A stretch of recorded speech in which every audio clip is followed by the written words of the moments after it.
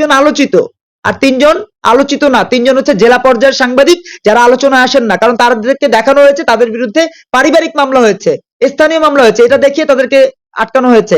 কিন্তু 5 জনকে তারা ভেতরে ঢুকেছে। এছাড়াও 185 জন সাংবাদিক এখন ভেতরে আছে হত্যা মামলার আসামি হিসেবে। হত্যা মামলার আসামি হিসেবে শ্যামল দত্ত সহ 185 জন সাংবাদিক জেলের ভেতরে আছে।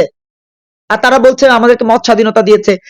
আমি মত স্বাধীনতা যদি পেতাম 29 ডিসেম্বর আমাদের ওই যে টেলিভিশন খবর আপনারা মনে হয় ছিলেন, 29 ডিসেম্বর যে আমরা পরে যে সংবাদ সম্মেলন করেছি, ছিলেন আপনারা?